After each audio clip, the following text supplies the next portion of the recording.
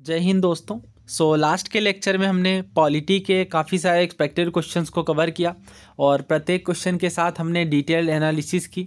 Now आज भी उसी तरीके से आगे के जो टॉपिक्स हैं पॉलिटी के उन इम्पॉर्टेंट क्वेश्चंस को कवर करेंगे और तरीका वही है, वीडियो आपको पॉज करनी है, इसके बाद खुद से क्वेश्चन को अटेम्प्ट करना है और इसके बाद डिटेल्ड सॉल्यूशन रेफ़र करनी है। और जितने भी इम्पोर्टेंट पॉइंट्स जो आप फर्स्ट टाइम सुन रहे हैं या फिर अगर थोड़े भी डाउट है उन पॉइंट्स में, तो आप उन पॉइंट्स को नोट डाउन ज़रूर करते चलें। तो ये पहला सवाल है, इससे पहले वीडियो पॉज करके आप खुद से अटेम्प्ट करिए, फिर इसे हम सॉल्व करेंगे। और एक इम्पॉर्टेंट बात मुझे और बतानी थी, फिज़िकल ज्योग्राफी की जो क्लासेज जो हमने काफ़ी सारे चैप्टर कवर किए हैं, जो हमारा क्लाइमेट का चैप्टर था लास्ट टॉपिक हमने वही कवर किया है, तो वहाँ से हम जल्द ही कंटिन्यू करेंगे।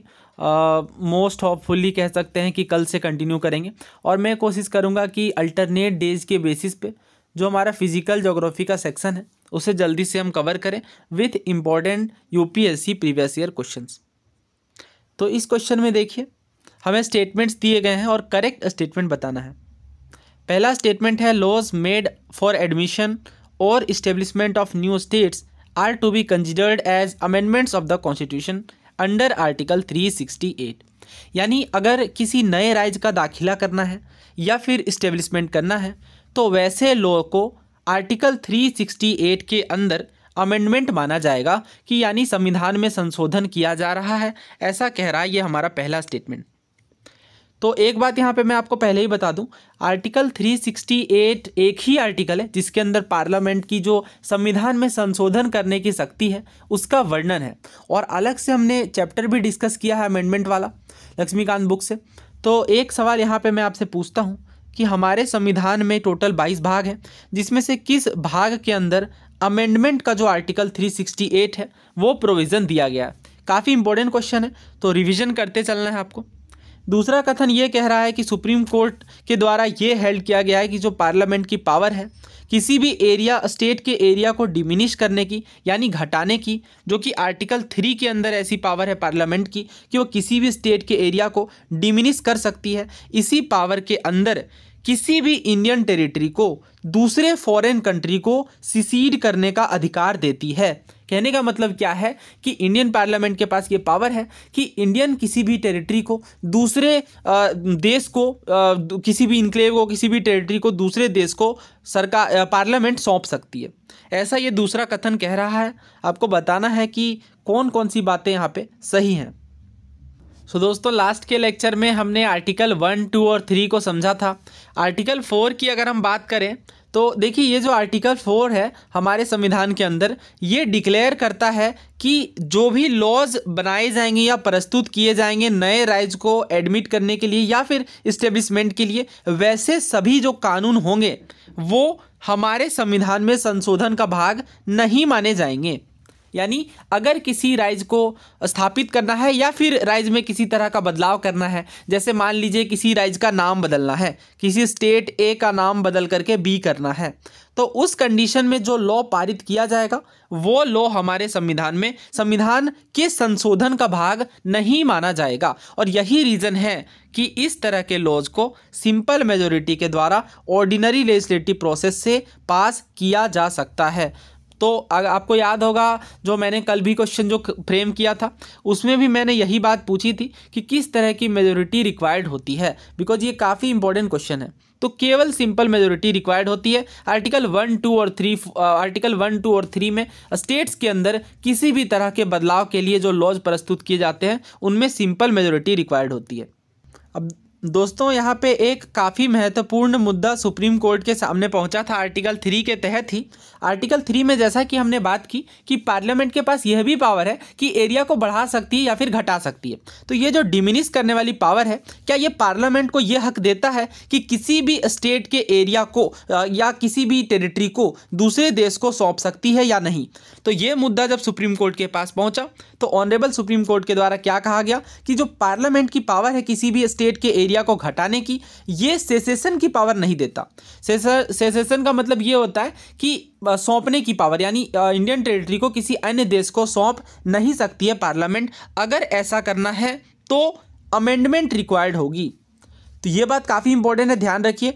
अमेंडमेंट इज़ रिक्वायर्ड, और ये जो अमेंडमेंट है ये आर्टिकल 368 के तहत होगी। यानी यहाँ पे दो बातें हैं। पहली बात तो हमने ये देखी कि आर्टिकल 1, 2 और 3 के अंदर जो पार्लियामेंट की पावर है, ये जो पावर्स हैं इनमें सिंपल मेजोरिटी रिक्वायर्ड होती है। कहने का मतलब क्या है कि अगर आर्टिकल किसी भी स्टेट के नाम में बदलाव करना है या किसी भी स्टेट के एरिया को बढ़ाना है, तो ये सभी चीज़ें, या घटाना है, तो ये सभी चीज़ें तो सिंपल मेजोरिटी से हो सकती हैं। बट आर्टिकल 3 के अंदर ये एक्सेप्शन है कि अगर किसी स्टेट के किसी भी पार्ट को या किसी भी टेरिटरी को दूसरे देश को सौंपना चाहती है पार्लियामेंट, तो इस तरह के कार्य में अमेंडमेंट रिक्वायर्ड होगा, जो कि आर्टिकल 368 के अंदर, जैसा कि हमें पता है अमेंडमेंट रिक्वायर्ड होती है, उस तरीके से ही ये कार्य किया जा सकता है। और इस तरीके से कुछ एरिया सीड भी किए गए, यहाँ पे आप पढ़ सकते हैं 9th अमेंडमेंट एक्ट के तहत। लेकिन एक बात आपको और ध्यान रखनी है कि अगर कोई बाउंड्री डिस्प्यूट है किन्हीं दो देशों के बीच, मान लीजिए इंडिया है और किसी अन्य देश के साथ बाउंड्री डिस्प्यूट है, तो अगर इस तरीके के डिस्प्यूट हैं तो इन डिस्प्यूट को सुलझाने में किसी तरह के कॉन्स्टिट्यूशनल अमेंडमेंट की ज़रूरत नहीं पड़ेगी। तो यहाँ पे आप कंफ्यूज हो सकते हैं, तो बारीकी से बिल्कुल आपको समझना है। यानी किसी भी इंडिया के किसी भी देश के साथ अगर किसी तरह का सीमा विवाद चल रहा हो, तो उन सीमा विवादों को सुलझाने के लिए कोई कॉन्स्टिट्यूशनल अमेंडमेंट रिक्वायर्ड नहीं होगी। लेकिन जब बात आएगी सेसेशन की, यानी टेरिटरीज़ को सौंपने की किसी अन्य देश को, तो उस टाइम पे अमेंडमेंट वाली बात यहाँ पे देखने को मिलेगी। दोस्तों, अगर ये बातें आपको ज़रा भी कंफ्यूजिंग लग रही हैं तो मैं रिकमेंड करूंगा कि हमने जो बेसिक चैप्टर वाइज चीज़ें कवर की हैं उन लेक्चर्स को आप पहले कवर करिए, उसके बाद प्रीवियस ईयर क्वेश्चन को बिल्कुल पीसफुली सॉल्व करिए, तभी ये चीज़ें आपको बहुत अच्छे से समझ में आएंगी। तो पहला कथन था कि एडमिशन और इस्टेब्लिशमेंट में जो लॉज लाए जाएंगे ये अमेंडमेंट माने जाएंगे, तो ये बात गलत है। दूसरा देखिए, सुप्रीम कोर्ट के द्वारा ये हेल्ड किया गया है कि जो पार्लियामेंट की पावर है किसी एरिया को डिमिनिश करने की, ये सेसेशन को कवर नहीं करती। तो ये जो बात है ऑब्वियसली ये भी गलत है, अभी हमने देखा था। और इसका रीज़न बहुत सिंपल है। रीज़न ये है कि अगर जो एरिया को डिमिनिश करना है और सेसेशन करना है, तो इसके लिए फिर कॉन्स्टिट्यूशनल अमेंडमेंट रिक्वायर्ड होगी। तो करेक्ट आंसर क्या है? Option D, neither 1 nor 2। Now next question देखिए। अगेन आपको पहले अटेम्प्ट करना है क्वेश्चन, इसके बाद डिटेल्ड सॉल्यूशन कवर करनी है। देखिए, फजल अली कमीशन के बारे में पूछा जा रहा है, तो काफ़ी इंपॉर्टेंट आयोग है फजल अली आयोग। इससे संबंधित स्टेटमेंट्स बताने हैं, लेकिन ध्यान रखना है नॉट करेक्ट पूछा जा रहा है। तो पहला कथन है, it accepted the theory of 1 language 1 state, यानी फजल अली आयोग के द्वारा ये एक्सेप्ट किया गया कि एक राज्य के लिए एक भाषा की व्यवस्था है। दूसरा कथन देखिए, the commission suggested the abolition of the 4-fold classification of state and territories under the original constitution. तो हमारे मूल संविधान में 4 तरह के क्लासिफिकेशन थे स्टेट्स के, और ये हमने कई बार बेसिक लेक्चर्स में कवर किया है। तो इसे भी अबोलिश करने का सुझाव दिया गया फजल अली आयोग के द्वारा। नॉट करेक्ट स्टेटमेंट आपको बताना है। दोस्तों, काफ़ी महत्वपूर्ण है फजल अली आयोग, और जो स्टेट्स हैं जो अलग अलग तरीके से लैंग्वेज के बेसिस पे स्टेट के फॉर्मेशन की डिमांड कर रहे थे, उन मुद्दों को सुलझाने के लिए फजल अली आयोग गठित की जाती है। और ईयर आपको ध्यान रखना है, काफ़ी इंपॉर्टेंट है, 1953 की ये बात है। और भारत सरकार के द्वारा लिंग्विस्टिक बेसिस पे लिंग्विस्टिक मुद्दों को सुलझाने के लिए फजल अली कमीशन गठित होती है, और ये जस्टिस फजल अली के चेयरमैनशिप में गठित की जाती हैं। और ये जो पूरा मुद्दा है, इन मुद्दों को सुलझाने के लिए ऑब्वियसली यहाँ पे बात होती है। अदर मेंबर के नाम आपको ध्यान रखने हैं, इंपॉर्टेंट है, KM पानिकर और HN कुंजरू। तो ये जो रिपोर्ट है ये 1955 में प्रस्तुत करते हैं। और एक बात जो सबसे इंपॉर्टेंट है, इनके द्वारा ये तो एक्सेप्ट किया जाता है कि ऑब्वियसली स्टेट को हम रीऑर्गेनाइज करेंगे भाषा के आधार पर, लेकिन ऐसा नहीं होगा कि केवल एक राज्य में एक ही भाषा की डोमिनेंस होगी। यानी it rejected the theory of 1 language 1 state. यानी मान लीजिए कोई एक राज्य ए है, वहाँ पे बी भाषा बोली जाती है, तो केवल बी भाषा के आधार पर ही उस राज्य का गठन नहीं होगा, अन्य मुद्दे भी देखे जाएंगे, और अगर अन्य भाषाएं भी हैं तो उन भाषाओं पर भी विचार किया जाएगा। और दोस्तों, ये बात बिल्कुल सही है कि आयोग के द्वारा ये जो 4-fold क्लासिफिकेशन था, इन्हें भी अबोलिश करने की सजेशन दी गई, और ऑब्वियसली ये सभी बातें मान ली गई हैं।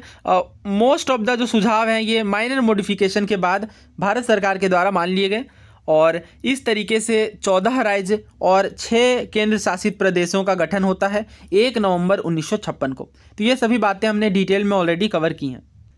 नाउ पहला कथन देखिए, accepted the theory of one language one state. तो ये बात अभी हमने देखी है, गलत है। केवल एक राज्य पर एक भाषा, ऐसी कोई बात नहीं है। ऑल्दो लैंग्वेज को क्लासिफिकेशन की बात मानी जाएगी कि लैंग्वेज के आधार पर स्टेट क्लासीफाई होंगे, बट ये बात गलत है। और ज़्यादा से ज़्यादा प्रयास किया गया कि देश की यूनिटी को बरकरार रखा जाए। दूसरा कथन है कि कमीशन के द्वारा ये सुझाव दिया गया कि जो 4-फोल्ड क्लासिफिकेशन ये अबोलिश कर दी जाए। तो ये बात बिल्कुल सही है। और 4-फोल्ड क्लासिफिकेशन क्या है ये हमने ऑलरेडी कई बार कवर किया है। तो कौन सी बात यहाँ पे गलत है? फर्स्ट तो गलत है, सेकंड सही है। लेकिन चूंकि हमसे गलत ही कथन पूछे गए थे, इसलिए हमारा आंसर होगा ऑप्शन ए, 1 ओनली। तो आंसर सेलेक्ट करते टाइम आपको बहुत सावधानी बरतनी है। इसलिए जब मैं क्वेश्चन फ्रेम करता हूं तो कई सारे सवाल नॉट करेक्ट वाले पूछता हूं, बिकॉज ये आदत आपको बहुत अच्छे से डेवलप होनी चाहिए। कई बार ध्यान ना होने, बिकॉज एग्ज़ाम में कई बार एग्ज़ाम प्रेशर भी काफ़ी ज़्यादा होता है, तो उस टाइम पे मिस्टेक होने के चांसेस बहुत ज़्यादा बढ़ जाते हैं। इसलिए आप बहुत विजिलेंट होकर के जब प्रैक्टिस करेंगे तो एग्ज़ाम में भी आपकी जो अटेंशन है वो काफ़ी हाई होगी। अगला सवाल देखिए, सिटीजनशिप इन इंडिया के बारे में 2 स्टेटमेंट्स हैं। पहला कथन है, a citizen by birth can only become the head of the state. Now head of the state क्या है? और ये वर्ड मैंने जानबूझ के यूज़ किया है बिकॉज सिविल सर्विसेज में भी हेड ऑफ द स्टेट के रूप में ये स्टेटमेंट फ्रेम किया गया था। और दूसरा कथन है, there is only 1 citizenship and 1 domicile. आपको बताना है कि कौन कौन सी बातें यहाँ पे सही नहीं है, नॉट करेक्ट पूछा जा रहा है। सो दोस्तों, हेड ऑफ द स्टेट का मतलब होता है प्रेसिडेंट और हेड ऑफ द गवर्नमेंट का मतलब होता है प्राइम मिनिस्टर। तो क्या अगर प्रेसिडेंट बनने की जो क्वालिफिकेशन है इनमें सिटीजन बाय बर्थ वाली बात है, तो ये बात यहाँ पे गलत है। बिकॉज सिटीजन बाय बर्थ नहीं, केवल इंडियन सिटीजन की रिक्वायर्ड होगी। इस तरीके का प्रोविज़न आई थिंक यूएसए में देखने को मिलता है, बट इंडिया के केस में ये सही नहीं है। दूसरा देखिए, there is only 1 citizenship and 1 domicile. तो ये बात आपको बहुत अच्छे से पता है, बिल्कुल क्लैरिटी रखिए कि केवल एक नागरिकता वाली बात है। इकहरी नागरिकता का प्रावधान भारत में देखने को मिलता है। दोहरी नागरिकता यानी डुअल सिटीजनशिप का प्रोविज़न किस देश में देखने को मिलता है और ये किस तरीके से काम करता है, इस बात को आप कमेंट करिए, बिकॉज हमने ये कई बार डिस्कस किया है और काफ़ी इंपॉर्टेंट है। तो चूँकि हमसे यहाँ पे नॉट करेक्ट पूछा गया था, तो हमारा सही उत्तर क्या होगा? बिकॉज सेकंड वाली बात तो बिल्कुल सही है, लेकिन फर्स्ट वाली बात यहाँ पे गलत है। तो इस तरीके से जो हमारा करेक्ट आंसर है वो ऑप्शन ए होगा, बिकॉज पहला कथन गलत है। अगला सवाल देखिए, the right to property was deleted from the list of fundamental rights and made a legal right under. यानी जो राइट टू प्रॉपर्टी है, जैसा कि आपको पता है 44वें संविधानिक संशोधन द्वारा डिलीट करके, यानी फंडामेंटल राइट्स की श्रेणी से हटा करके लीगल राइट में डाल दिया गया। तो बताना है कि लीगल राइट के किस पार्ट और किस आर्टिकल में ये provision right to property exist करता है। पहला ऑप्शन है आर्टिकल 300A और पार्ट 12 में। दूसरा ऑप्शन है आर्टिकल 300 और पार्ट 12 में। यानी आर्टिकल 300A और आर्टिकल 300 में ऑब्वियसली डिफरेंस होता है। और तीसरा ऑप्शन है आर्टिकल 300 और पार्ट 13 में। और चौथा ऑप्शन है आर्टिकल 31 और पार्ट 4 में। ये ऑप्शन जानबूझ के मैंने काफ़ी क्लोज रखे हैं, बिकॉज काफ़ी महत्वपूर्ण है। ये दोनों बातें आपको ध्यान होनी चाहिए। दोस्तों, आर्टिकल 300 है, ये सूट्स एंड प्रोसीडिंग्स की बात करता है। और यहाँ पे आप देख सकते हैं chapter 4 right to property, article 300A। और देखिए 300A में क्या बात बताई गई है, persons not to be deprived of property save by authority of law. यानी no person shall be deprived of his property save by authority of law. यानी कानून के तहत ये सुरक्षा है राइट टू प्रॉपर्टी वाली बात, ऑब्वियसली जो हमारा फंडामेंटल राइट से हटा करके लीगल राइट की श्रेणी में डाला गया है। तो ये आर्टिकल 300A में देखने को मिलता है। और इसे याद रखने का तरीका मैंने आपको बताया है कि ABC इस तरीके के जो लेटर्स ऐड किए जाते हैं, ये अमेंडमेंट को प्रदर्शित करते हैं। और यहाँ पे अमेंडमेंट का नाम भी देखने को मिलेगा। और इसी तरीके से आर्टिकल 301 ज़रूर आप ध्यान रखिए, कई बार एग्जाम्स के अंदर पूछा गया है। Freedom of trade, commerce and intercourse, यानी व्यापार करने, कॉमर्स करने, इन चीज़ों का अधिकार देता है आर्टिकल 301। ऑब्वियसली ये भी फंडामेंटल राइट नहीं है, बिकॉज पार्ट 13 में है ये, ना कि पार्ट 3 में। पार्ट 3 वाले प्रोविजंस फंडामेंटल राइट की श्रेणी में आते हैं। नाउ एलिमिनेट करते हैं, पार्ट 4 में नहीं है, बिकॉज फंडामेंटल राइट से हटाया गया, लीगल राइट बनाया गया है। तो ऑब्वियसली फिर ये पार्ट 4 में क्यों होगा? पार्ट 4 में कौन सा प्रोविज़न है? रिवीजन करते चलना है। DPSP है, राज्य के नीति निर्देशक तत्व। तो आर्टिकल कौन से हैं? 36 to 51।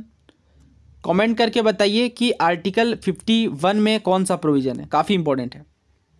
तो ये तो आंसर होगा नहीं। पार्ट 13 अभी हमने देखा, उसके अंदर तो एक ही आर्टिकल है।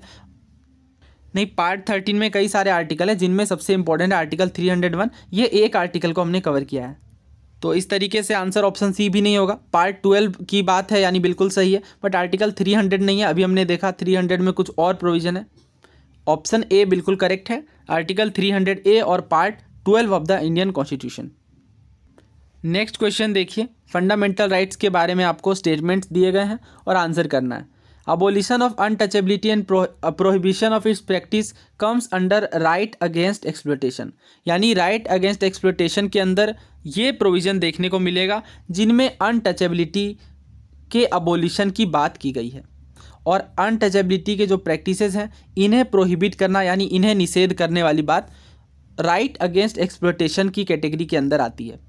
दूसरा स्टेटमेंट है, right of minorities to establish and administer educational institution comes under right to freedom of religion, यानी जो धार्मिक स्वतंत्रता का अधिकार है, इसी अधिकार की श्रेणी के अंतर्गत माइनॉरिटीज़ के जो राइट होते हैं, एजुकेशनल इंस्टीट्यूशन यानी जो शैक्षणिक संस्थान हैं, इन्हें एस्टेब्लिश करने के और एडमिनिस्टर करने के अधिकार शामिल हैं। तो आपको अगेन बताना है नॉट करेक्ट, तो ये बहुत अच्छे से ध्यान रखिए। बहुत सारे सवाल मैंने नॉट करेक्ट वाले फ्रेम किए हैं, बिकॉज ये बिल्कुल अच्छे से आपको, मतलब इनमें बहुत ज़्यादा ध्यान होना चाहिए। दोस्तों, इस सवाल का अगर हम देखें पहला कथन, तो अबोलिशन ऑफ अनटचेबिलिटी और प्रोहिबिशन वाली बात है। तो कई बार बहुत डिटेल में, इनफैक्ट आई थिंक 8-10 लेक्चर्स हमने कवर किए हैं फंडामेंटल राइट्स के अंदर ही, बिकॉज काफ़ी इंपॉर्टेंट टॉपिक हो जाता है ये। और मैंने आपको बताया है कि अगर आप fundamental right, fundamental duties, DPSPs, preamble, इन 4 टॉपिक को अगर आप शामिल कर लें तो मतलब आप कह सकते हैं 25 to 30% वेटेज तो किसी भी पेपर के अंदर इन 4 सेक्शन से होता है। बहुत सारे सवाल आते हैं और काफ़ी इंपॉर्टेंट। अगर आप पार्लियामेंट को इंक्लूड कर लें तो ये परसेंटेज बढ़ करके 40 to 50% तक देखने को मिलेगा। तो सबसे पहले इन्हीं चैप्टर्स को आप कवर करें। बहुत लोग पूछ रहे थे कि किन चैप्टर्स को प्रायोरिटी देनी चाहिए, तो ये चैप्टर्स आई थिंक आपको बिल्कुल प्रायोरिटी लिस्ट में रखने चाहिए। दोस्तों, हमारे संविधान में जो मूल अधिकार वर्णित हैं ये किस पार्ट में है, तो पार्ट 3 में आर्टिकल 12 to 35। इनमें आपको जैसा कि पता होगा 6 फंडामेंटल राइट्स हैं। ऑब्वियसली इनिशियली 7th है, बट जैसा कि अभी हमने देखा राइट टू प्रॉपर्टी जो कि आर्टिकल 31 के अंदर आता था, इसे पार्ट 12 में डाल दिया गया। और आर्टिकल कौन सा था, 300A। तो इस तरीके से हमारे पास 6 फंडामेंटल राइट्स हैं, और ये बात यहाँ पे देखिए लिखी गई है। तो यहाँ पे एक इम्पॉर्टेंट क्वेश्चन ये बनता है कई बार फंडामेंटल राइट्स में कि जो 6 फंडामेंटल राइट्स हैं इनमें ऑब्वियसली जो आर्टिकल हैं उन आर्टिकल्स के बेस पे सवाल बनता है। जैसे कई बार इक्वलिटी बिफोर लॉ लिख दिया जाता है, तो आपको अगर पता होगा कि राइट टू इक्वलिटी के अंदर आता है तो इस तरीके के क्वेश्चन आप काफ़ी अच्छे से कवर कर लेंगे। तो इसी के अंदर आर्टिकल जो 17 है जो अबोलिशन ऑफ अनटचेबिलिटी की बात करता है, ये राइट टू इक्वलिटी के अंदर आता है। तो अगर आपको आर्टिकल भी ध्यान है कि जो राइट टू इक्वलिटी है ये 14 to 18 है और अनटचेबिलिटी वाली बात 17 के अंदर है, तो ऑब्वियसली ये फिर इसी का पार्ट होगी ना। और इसके अलावा right of minorities to establish and administer educational institution, ये जो बात है, ये जो प्रोविज़न है, ये आर्टिकल 30 के अंदर आता है, जो कि कैटेगरी है कल्चरल एंड एजुकेशनल राइट्स। तो पहला अगर स्टेटमेंट हम देखें तो ये आर्टिकल 17 है, और यहाँ पे राइट अगेंस्ट एक्सप्लॉयटेशन आर्टिकल 23 और 24 में देखने को मिलता है। तो ऑब्वियसली पहला कथन गलत है। दूसरा अगर हम देखें right of minorities to establish and administer educational institution, ये आर्टिकल 30 की बात है, और ये फ्रीडम ऑफ रिलीजन के अंदर नहीं आती, बिकॉज ये कल्चरल एंड एजुकेशनल राइट्स की कैटेगरी के अंदर आती है। तो यहाँ पे दोनों ही बातें गलत हैं, और गलत स्टेटमेंट ही हमसे पूछा गया था, इसलिए करेक्ट आंसर हमारा ऑप्शन सी होगा। दोस्तों, फंडामेंटल राइट्स वाले सेक्शन को बहुत अच्छे से रिवाइज कर लीजिए। बहुत सारे आर्टिकल हैं और बहुत अच्छे से डिटेल्ड वे में हमने कवर किया था। आई थिंक जो फंडामेंटल राइट्स के प्रीवियस ईयर क्वेश्चन है, केवल प्रीवियस ईयर क्वेश्चन ही हमने 4-5 वीडियोज़ में डिस्कस किया था, बिकॉज 100 से भी ज़्यादा प्रीवियस ईयर क्वेश्चन यहाँ पे फंडामेंटल राइट्स से UPSC के द्वारा पूछे गए हैं। दोस्तों, अगर वीडियो पसंद आती है तो आप वीडियो को लाइक कर सकते हैं। चैनल पर नए हैं तो चैनल को सब्सक्राइब ज़रूर कर लें और अपने दोस्तों के साथ शेयर करें। धन्यवाद।